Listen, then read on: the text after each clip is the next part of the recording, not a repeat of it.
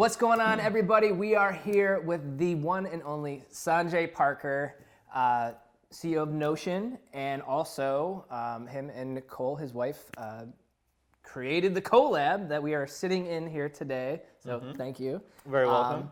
So one of the things that we are trying to do for 2020 is spreading the message of, from the experts, how do you stay burn-proof with your health and your wealth?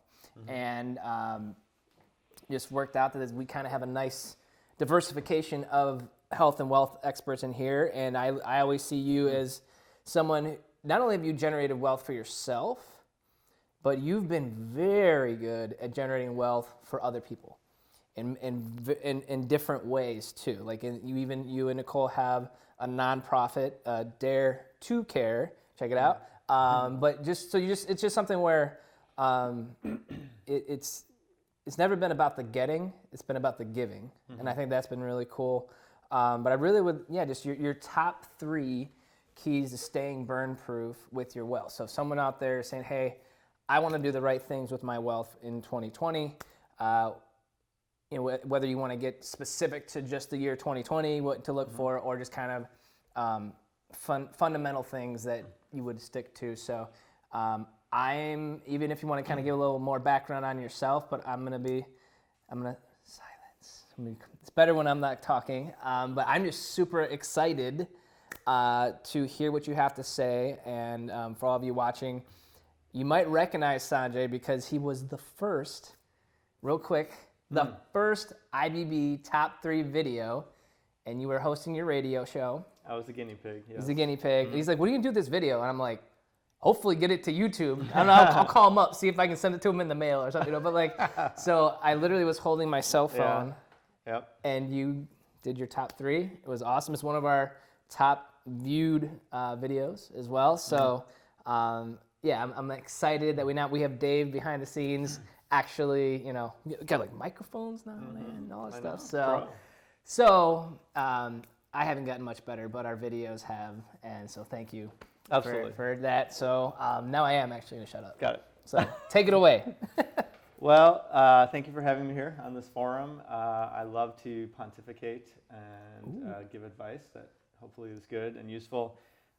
I will credit everything from my career perspective to having great mentorship and people who believed in me, who took the time to impart their wisdom. The great thing about the course of human history is that we haven't always had to reinvent the wheel, so to speak. We can build upon each other's knowledge, and some of those tips that I have relate to, building upon things that others have learned, right? Through social encounters, through on-the-job experiences where you learn from others, to reading books and really spending time understanding that people have had most of the same problems that you might be going through, or challenges, or goals even, and you can kind of hack your path, your life a little bit, and take a better path. Not a shortcut. I don't think there's a lot of real shortcuts, but a smart cut, would you say?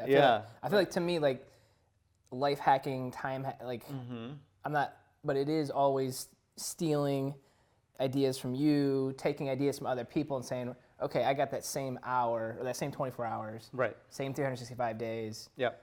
But now I just extended, even like for me, like just not wearing a suit every day gives me an extra 2-3 days a year. Everything kind of adds up when you're just hacking a little bit here, hacking a little bit there. Yeah, we call it embracing and extending versus stealing, but it's definitely, Sorry, officer, I was just embracing and extending others' ideas, right? I was extending this wallet. Awesome. Okay. Right. So that is so important. So I'm thankful, right? And I came to this country in the U.S. This country, in case we're globally distributing. Yeah. Just kidding. When I was 4 years old, right? And I didn't know much of anything, but I was raised in the U.S. culture, and I always saw people. I remember as a young child seeing people up on telephone poles, police officers, firefighters, people who were construction workers. They all, to me, represented people who knew really what they were doing. They were trained, You rely on them to do their jobs, and it was kind of neat. I felt very safe. So I always wanted to be some kind of professional that really knew what they were doing to help, my employer, my clients, whoever it was, with some expertise in an area that they can count on and rely on. So that was kind of one of my drivers from being a child at the age of 4, just seeing those kind of things. Awesome. So from a wealth perspective, we did human capital consulting at Xerox, and I was one of our directors there, and we talked about health, wealth, and career, right? And how they all kind of tie in a little bit. But talking about wealth, I think one of the most important things that I learned is that you have to increase your value, all right? So your value as an employee, your value as a trusted business advisor, your value as an entrepreneur. And one of the best ways to do that is to have knowledge, right? Specialized knowledge. This is a time where it's never been better to have highly specialized skills, right? And so what can you do to develop your expertise? Whatever it is that you're involved in or that you want to be involved in, read, right? It could be journals online, it could be magazines, could be books, could be audio files that you're playing on your device, but always try to learn and see what else is out there in terms of your field to get better. So would you say that's like your number one key to moving forward if you're trying to, and it doesn't mean like, hey, I'm going to be a billionaire. Wealth doesn't mean I have billion. It might just mean like, hey, I'm going to read every book I can get my hand on X topic so that, I stand out in my career, in my field, in my industry. So it's like you're giving yourself a raise via your knowledge. Yeah, am I understanding that correctly? You're building value in yourself. Yeah. And with value, there's always opportunity, right? Okay. And so as you become more valuable and as you're becoming more knowledgeable, there's way more opportunities for you. We talked about intrapreneurship at work, right? Yeah. So even if you're at an employer, how do you innovate and how do you create new lines of business or new product lines or new ideas at your work? Even if you're not an entrepreneur, how do you do that? Well, you need to have a source of ideas, right? Other people, books, knowledge. So you build up your own value, and that gives you a lot of opportunities. Okay. Those opportunities translate into wealth, right? If you've got value, you'll always find a way to translate that into economic opportunity. So obviously you have the career jungle gym world that you came up in. You also have the entrepreneur world. So you've succeeded in both lives. So and that's where even for me, I'm like, I don't know. I don't know if I could do it in the more structured. Like I'm kind of structured, but it's whatever random ideas in James's head, he can at least try for the most part. You know what I mean? So so for those that are in your more structured career path, and for those that are, how would you? It might be that the answer might be to do the exact same way. But if they're going to say, hey, the next 365 days, I'm going to obviously you can reading books, obtaining that, but what knowledge? Like if I want to be the expert, for me, the best way that was put to me is like, James, just focus on finance. Be the LeBron of finance. Right. Stop worrying about all these leadership courses. Stop worrying about all this other stuff. That again, I feel better when I'm done reading. Yeah. But we're talking about like increasing your me becoming a better reading another leadership book. Yeah. It helps me. It does. But like me reading another finance book just catapults me because now I'm not. That's at least for me. Right.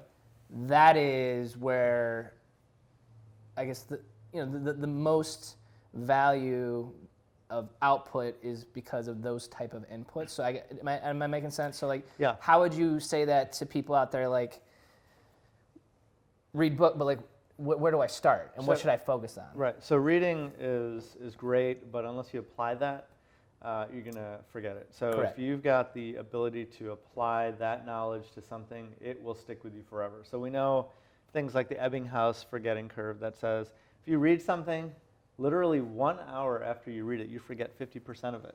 So it's not just me. Unless you apply it, right? And then, 3 weeks out, it's like 2%. Yeah. Unless you apply that. Apply That's it. called Okay. experiential learning. So if you're doing Okay. something where it doesn't have to be in your field, but something you're passionate about and you want to start a business or try something, read about it, but then do something about it, right? And then Okay. that will reinforce the pathways in your brain.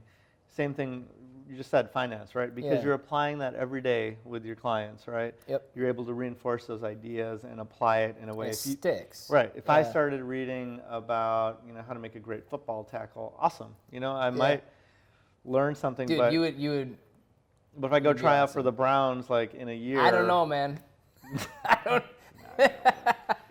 Right. I love the Browns, but I think we got a chance. I think Right. So, Bad example. I'll put you on my shoulders, and they won't be able to tell. We'll like be in the same uniform. The jersey So, will still yeah. be too wide for us. So anyway. Schleicher Parker. Right. Parker Schleicher? Okay, we'll stop. Schleicher. Parsher?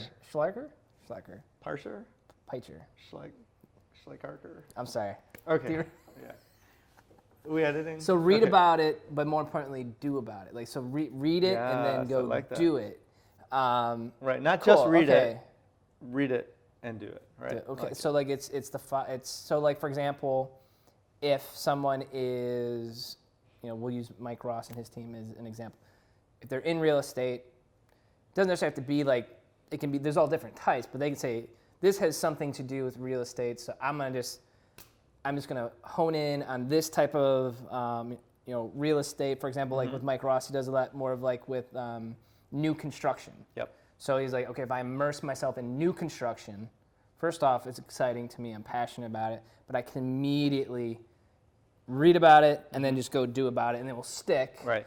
Or even, for example, if in your world, in the technology world, it's like you're able. If someone's just mid-level management, like whatever, entry level, they can just take what do I do for a living? Yep. Find exciting things. I guess is that another key too? Just part of that is find something exciting about what you do, and apply it. I mean, like instead of just read a book on technology, but like what part of technology Right. makes me excited to go do it? All right. Well, we know that people who generate wealth on their own, meaning they didn't inherit it or stumble into it, and we're talking about genuine ways to build your value and your wealth, we find that they've applied an aptitude towards a career that resonates with them, right? They're not hating what they do. You've heard the phrase, if you love your job, you don't have to work a day in your life. Yep. It's almost true, right? I mean, there's still work, there's still hard times. Oh, there's a lot of frustration involved, challenges. but that's life. You know what I right. mean? But like, yeah. Right, Yeah. but choose something you do have an aptitude for, you like learning about, because I'll tell you, no matter what field it is today,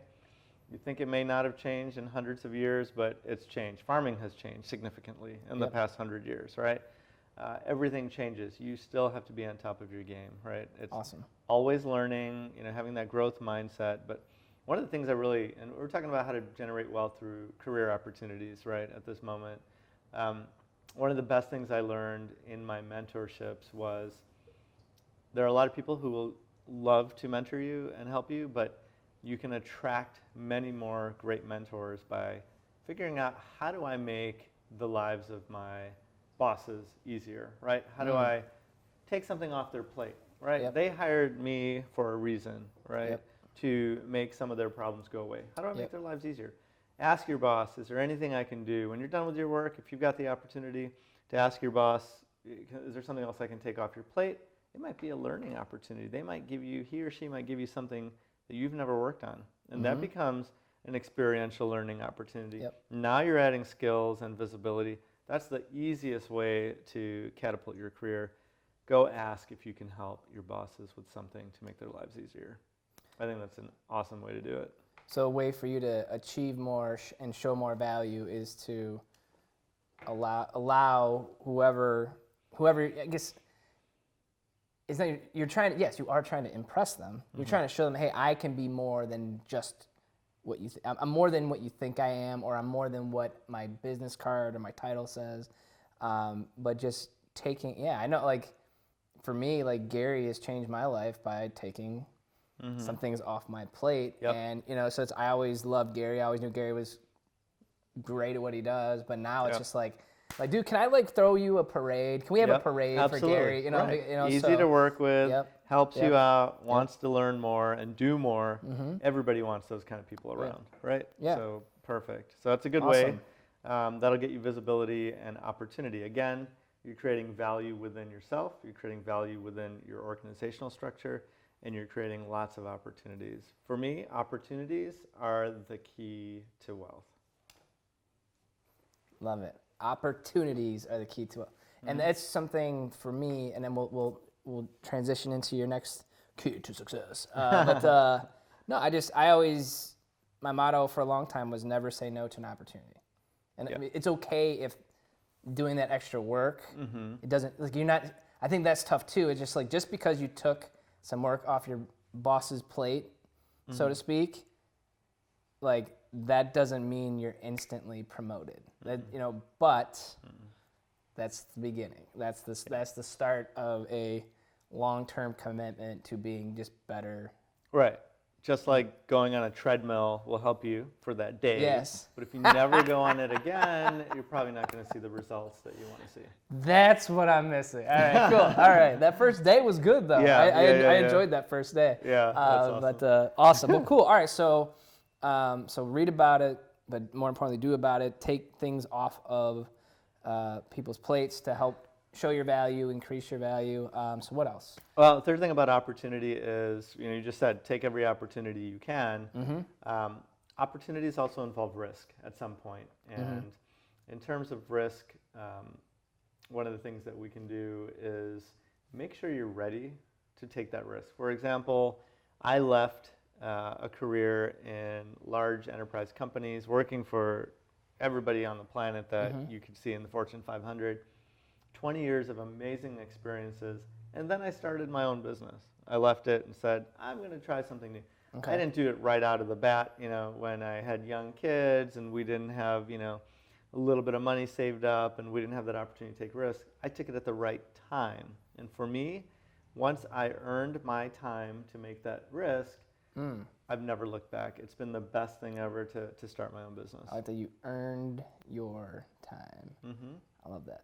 I love that. Yeah, paid my dues, but yeah.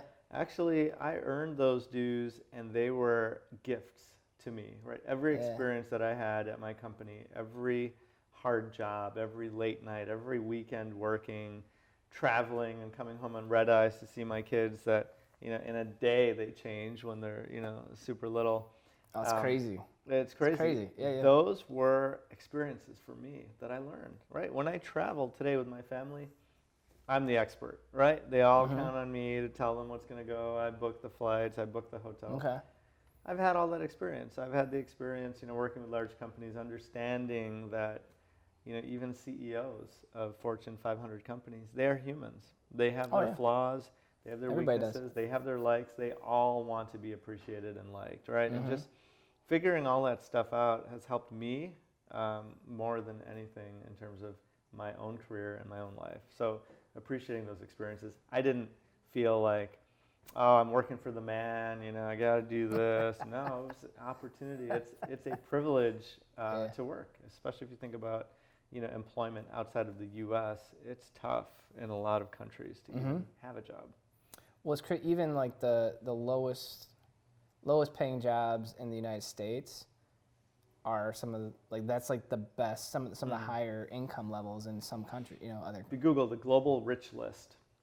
And the global rich list? Right. If you type in your salary, if you make more than $20,000 a year, you're in the top 5% of the entire world. So the world. Just to put that in perspective, right? There's a lot of people who make $1 a month, right? And these are adults. So you think about just what you said in terms of, look, our worst jobs are some of the best jobs. You just got to take that in perspective. Now, our cost of living is a little bit higher, than a lot of countries, but just keep that in perspective. There's so much opportunity here that we take for granted. Oh, so, having a little bit of gratitude, helping others, being that person that's easy to work with and doesn't fret, when you get a little bit extra piled on you, or looks for those opportunities to help out, that will go so far in accelerating your career. Worked for me. Awesome. Awesome. So cool. Yeah. So what else? So we got just make sure. So we got um, again. So reading, adding value, and then two. You're talking about. I know one of the things you talked about, like one of your keys is staying burn proof on the well side. Just like how you're an entrepreneur later in life instead of like first off, there's no perfect time. There's no right time. Right. It could be to do it. Yeah. Right. But can you talk more too about like just I feel like and that's my whole thing is it all starts with a plan. You know, like take risks, but like have multiple directions to take that risk in case if it doesn't go the way you want it over here. Yeah. Cool. I planned for it. It's not ideal. I'm not excited, but I know that if it goes this way, I go that way. So like strategically, moving back and forth and trying to flow with whether it's just being a complete entrepreneur or wearing how you had your entrepreneur hat and then you go. Yeah. And now I'm my career hat or whatever you want to call it. Like, how can people navigate that? They're talking about taking risks. Like, is there certain things that you would say? If your gut is screaming X, do it. If your gut is screaming Y, then I should probably do one of these quadrant charts on this, but it boils back down to increasing your value increases opportunity, right? And when your value as an entrepreneur exceeds, that value could be monetary, it could be, life satisfaction around, having that one-to-one relationship with your clients. Yep. When that inflection point occurs, it will be very clear to you. So I did start a business that focused on automation years ago, just because early in my career I saw that we, during the dot-com crash, we went from, our division of Ernst & Young went from 300 to 800 people in a few months, growing. And then when the dot-com crash happened, we went back down to 300 in a day. So I saw leaders that I looked up to. They were in tears, basically, because they didn't know that was their only source of income. They didn't know where their next paycheck was coming from. And at a young Sanjay age, I decided I'm not going to let that happen to me when I get married and I have kids. So I did something. I helped little old ladies, with their computers, and I would go, work with them. And they'd feed me all kinds of cool, ethnic food and things that I enjoyed, and I would, give them an invoice, but then I'd credit them like almost the whole thing for their food because I knew that their 10-year-old computers, it's not, I couldn't charge them more than that thing is worth. So, over time, those relationships, I knew I had something to fall back on, right? Yep. And over time, those little old ladies started referring me to their son-in-laws who own big businesses, and I became that trusted advisor. Yeah. And at some point, that business equaled, from a revenue perspective, my career revenue, right, what I was making in my full-time job. But still didn't leave it because my satisfaction in what I was doing at my job was still really high, right? And I had people reporting to me, I had a great title, floating around the world, meeting with great people. But at some point, in my career, it became using automation to get rid of human jobs. And so my satisfaction in my job, while my compensation kept going up, my satisfaction went way down. And that's when I decided to make the jump, to entrepreneurship. And the satisfaction level is sky high because I'm not using technology to lay off people. I'm using technology to help companies, good companies, do great work, become more relevant, more visible, and more efficient in what they do using technology. And I think that is that huge, like, there's a bajillion different factors, but when you're talking about compensation and satisfaction, even when there's a certain level of compensation as human beings. I think it's right around like the $70,000 a year world, just from studies, statistics, whatever. But just ultimately, there's a certain level of money that just doesn't make you happier. Right. So you're talking about like you were self-aware, and you're like, Sanjay's just not having fun being Sanjay anymore. And I think again, that speaks a lot to who you are as a human. Is you're like, like, they're paying me a lot of money to get rid of people, and that's not what that's not Sanjay's legacy. That's not what Sanjay is about. You know, Sanjay is about growing people and growing businesses. No, I think that's awesome. That's very, very cool. Anything to add to that point?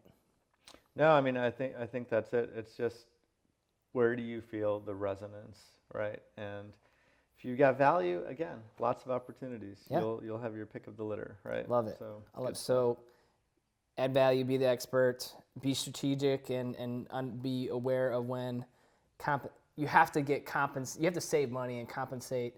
So I guess I know that's you talked about your third point's gonna be more like, okay, you're doing well with your career, you're adding value, but kind of like, okay, how has Sanjay navigated, you know, his wealth to make sure that even when you had a full-time job and a business, and you know, I feel like everybody's like, I got my hustle, my side hustle, and the side hustle to my side hustle. Right. And they're all, I shouldn't say they're all, but like a lot of people still, they don't have a penny to show for it. Yeah. You know what I mean? So like, you've navigated the career world, you've navigated the business world, entrepreneur world. Now what? Right. What is your best? You should ask yourself, what is your best and highest purpose, right? Say that one more time. What is your best and highest purpose, right? What is that? Getting deep. All right. So for my wife and I, Nicole, we said at some point we want to retire and help orphaned children around the world, right? That's what we want to do. Right. And you guys are already starting to do that. We did it 10 years earlier than we planned because we said, why should we make people in need wait 10 years? Who do we think of? If we can help one person in those 10 years, awesome. Do it. Yeah. We've helped a lot, and part of it is you can make impact with whatever you do, right? And it makes us feel like all of our pathways, what we've done in terms of saving, working on our careers, not buying crap, that's another thing, right? Don't buy junk. Don't buy crap, you need all this stuff, you know, that you buy. Do you need that 1,000,000-inch, you know, OLED TV screen? I mean, some of us do, but not all of us need all that stuff, right?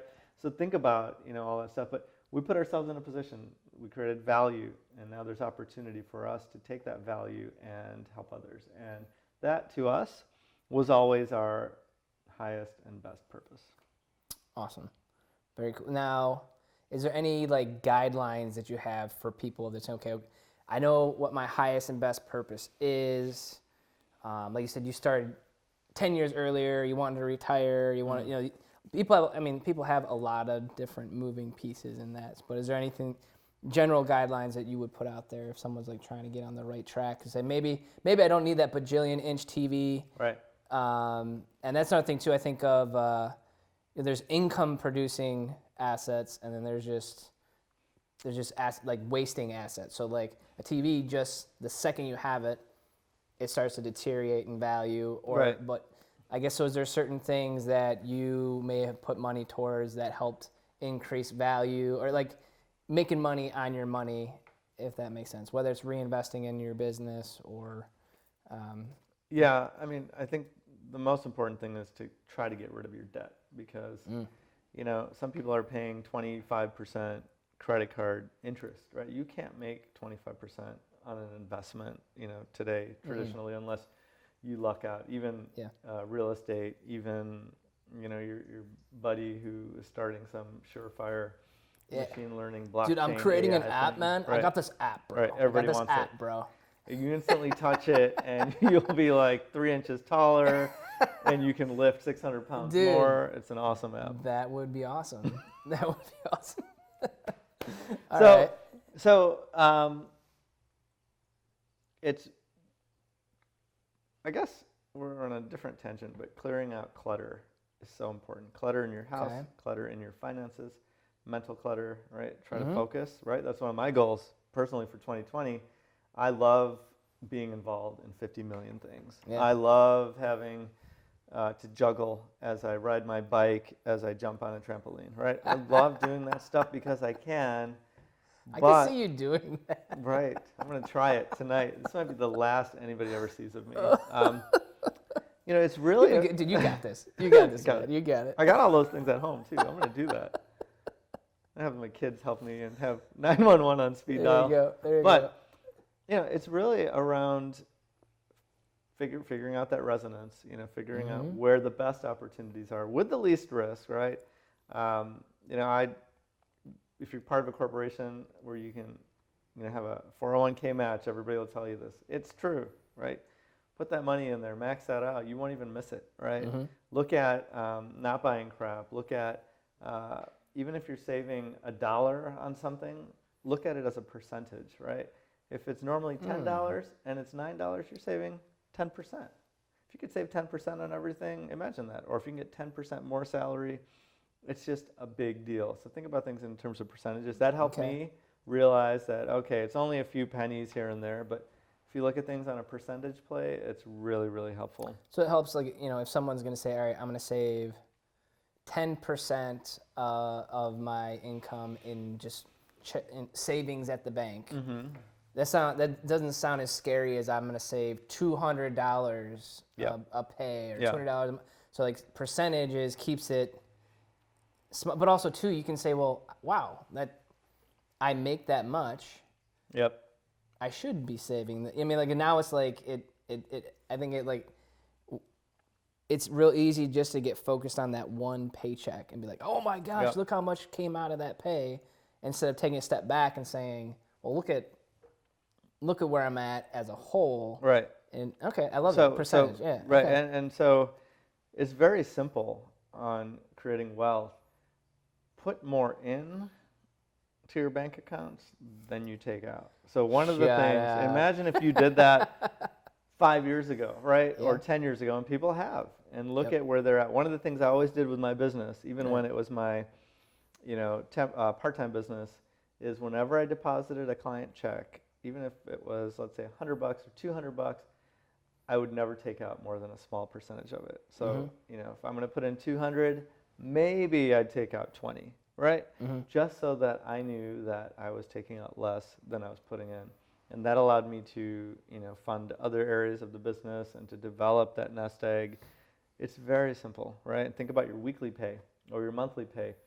It's hard sometimes, but think about where you can, cut back so that you're always putting in more than you're taking out. And that includes what you're putting into your investment accounts, right? You might never notice that. And there's an app that, a few apps that allow you to, take a little bit of transactional money, a few pennies off of each transaction, and you won't even notice it. It puts it into a savings, right, which you can then roll into some investments. Those kind of things, I mean, it sounds crazy, but imagine if you were doing that for a few years and you didn't look at it until now. You'd be surprised. You'd have maybe a few $1,000s in there. Who knows? I guess when it comes to, because one of the things I always say is, like, when in doubt, savings account. I'm just boring. No one in the history of finance has ever been like, oh no, it's in my checking and save. Like, oh no, it's safe, kind of thing. Right, but like, I feel like just the billions of dollars that are spent on marketing to just hardwire us from birth. Yep. Money doesn't matter. That Happy Meal or that toy, or you're talking about the crap. The crap matters. Like, it's just like, it's so like mentally, how did you make that shift from I have to have all the crap? Yeah. And it's like subconscious. Like, we don't, like, a lot of people you're not even aware. Like, I had $18 when I started, but that was almost after 18 years of having a job. So it's like I barely saved $1 a year, and it wasn't like I was trying. It was just I just didn't want to overdraft my checking account. You know what I mean? Right. I was just like, oh well, I can't overdraft, so I'll keep it there. But like, for you, is there any tips that you would say of shifting your mindset? So if someone's moving into next year and saying, okay, I am going to save, I'm gonna, everybody, you'll hear pay yourself first. It's like, but to do it takes a mental shift. Yeah. So is there anything that you would say has helped you mentally do that because it's real easy to just buy something. And I'm not perfect. And our society today makes the economy very frictionless. So if I want something, Amazon can get it to me the same day. Dude, I pre-ordered a Tesla. Right.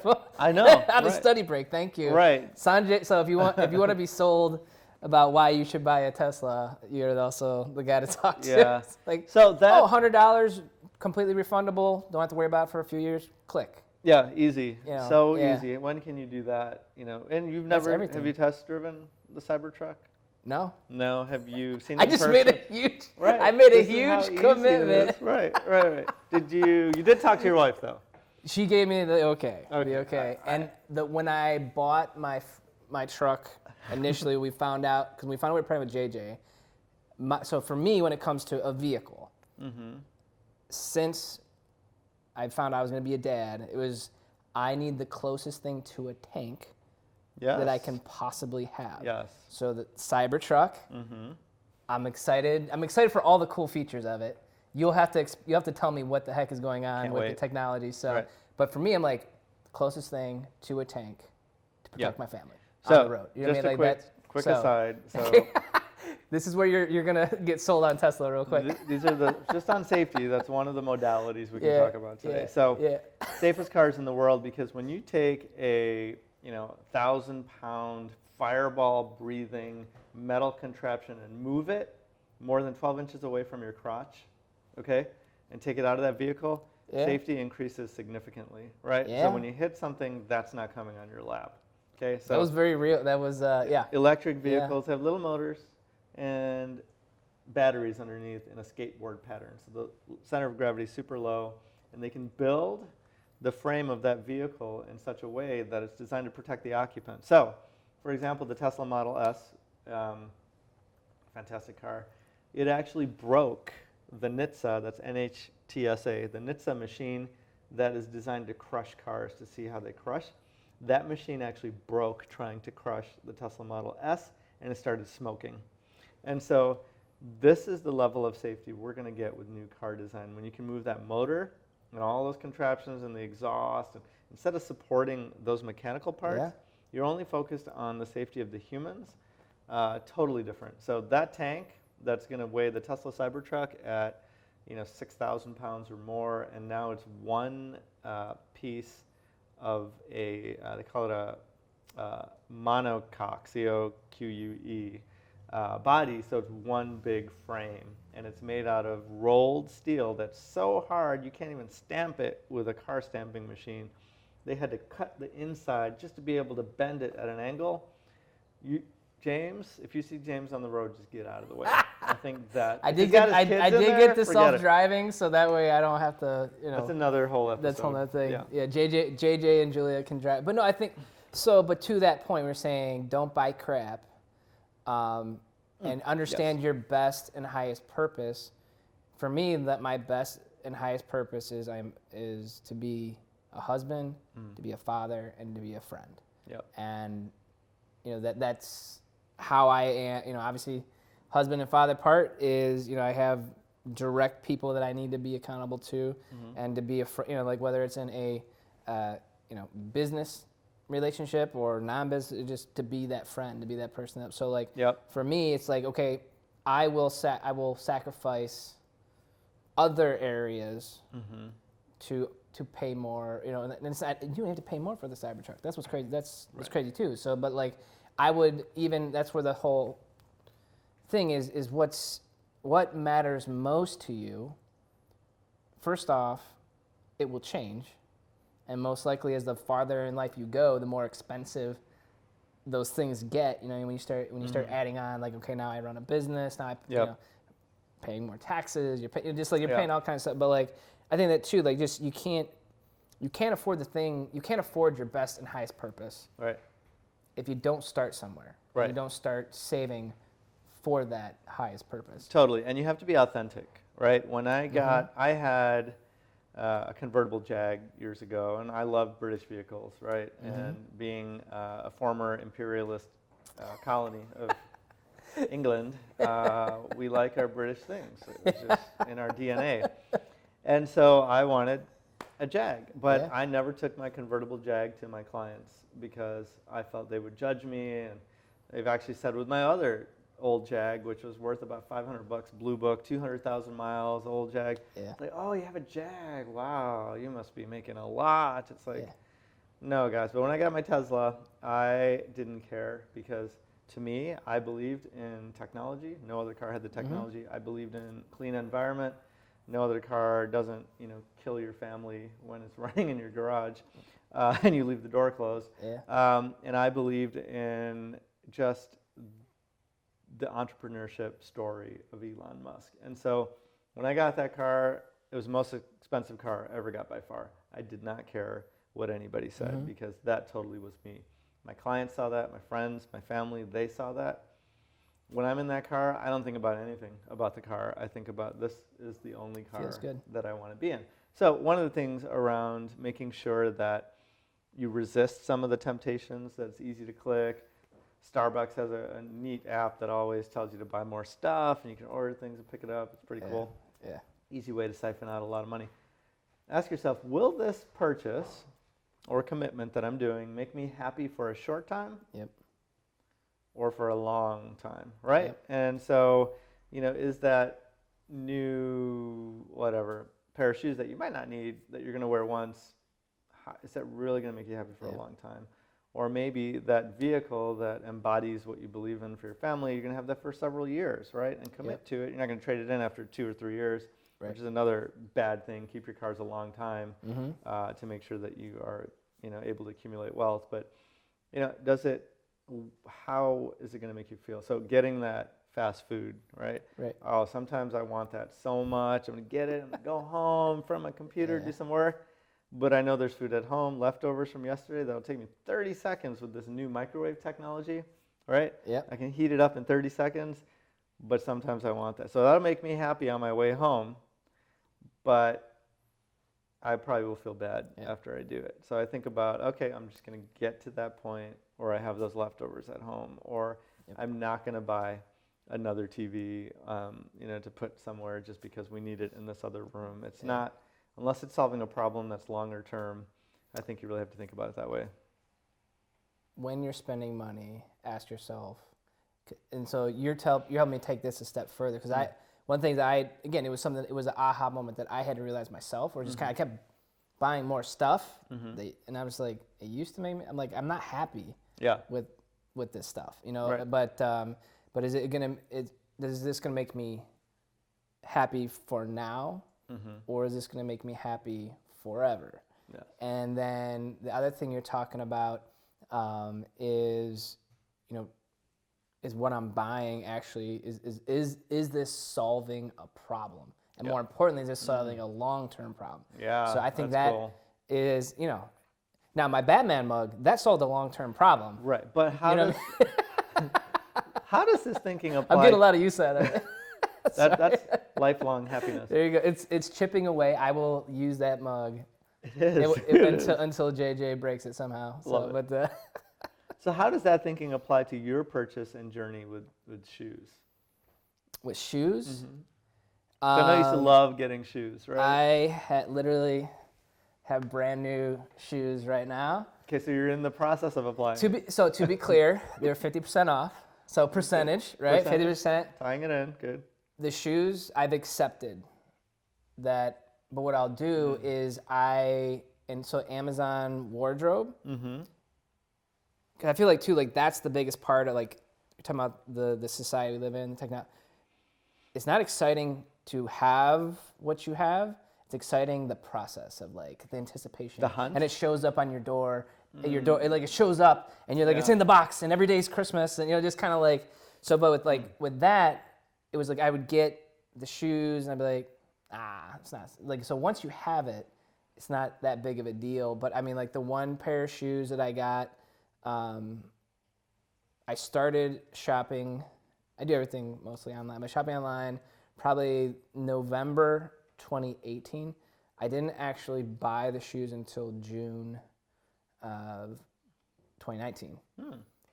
They are my favorite shoes by far. I mean, but it was just it was really. You mean I really, and even with these, I was I was looking for a waterproof a waterproof boot. It was something that was specifically to a need.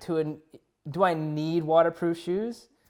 It's No, wet but out you know what I'm saying? there right now. Just so that's where it's those were my shoes for non-winter. These became my shoes for winter. So just kind of Yeah. So again, is it solving a problem? Yes. Yeah. And then also two, the boots that I've had for like 15 years, they just stink really bad. Mm. Like I spray them, I do like the Yeah, odor eater stuff, whatever. Yeah. It still smell. It's my feet. It's probably, but you know. Yeah. Well, so that's a good point. Yeah. Actually, just to flip the tables a little bit, you don't have to be totally boring and computational in your decisions. Like, is it going to be a long time? Long Correct. time. Those shoes are only going to last 6 Yep. months. That's not a long time. It's applying that lens to your everyday purchases, thinking, and transactions, and you will filter Yep. out the chaff from the wheat on your own, right? And you'll be able to discern, what's important long term and what isn't. Even after you buy it, you'll know whether it was the right choice or not. And I love these. Right. It's okay, right? It's okay. But you have to accept, like, this is. You made other sacrifices. I made other to do that. sacrifices, but like this is just the thing that. Mm-hmm. And what you're talking about, like giving, like I enjoy. I have a lot of. I've had a lot of shoes that are pretty much almost brand. Like I had baby my shoes. Mm-hmm. That I've been able to give away to charity. So it's like I'm giving away pretty. That's cool. And I feel like of all the shoe experience, that's my favorite part. Is giving to someone else. Yeah. You know what I mean? Like the joy that you had. Correct. Yeah. You know, cool. so that's where. Yeah. Do you keep the boxes for those too? Yeah. Oh yeah, dude. Keep cool. the boxes. I have like the shoe trees for like. You the do? shoe horns. Oh, dude. Oh yeah. You're a pro. Yeah. That's great. Oh man. I'm not good to shoes. I have. It's like Jason Marks. It's a spray that like it stain proofs and waterproof. So even though they're already like, but it like stain proofs everything. Does it stain proof the white part? Because that's my problem. Yep. Really? Mm-hmm. What's it called? Jason Marks. Can we flash spray. that? Jason Marks. Yeah. It's not, also on Amazon. You just probably click your iPad there. Right, I'm gonna be right on it. That's so, awesome. but no, that's very cool, man. Well, no, I think that this has been super helpful. I'm like, it's fun. I'm not stealing. I'm what extending, Embracing and extending all your knowledge. Because extending expertise. is your own idea. Yeah. Embracing is borrowing. All right, just gonna borrow. Just gonna borrow the. That's right. Oh, mine. Awesome, man. Well, cool. Thank you so much. This has been awesome, man. As always. Here's to an amazing 2020 for everybody. Amazing 2020. That's for all of you. For all of you. And until next time. Keep on staying burn proof. Stay burn proof.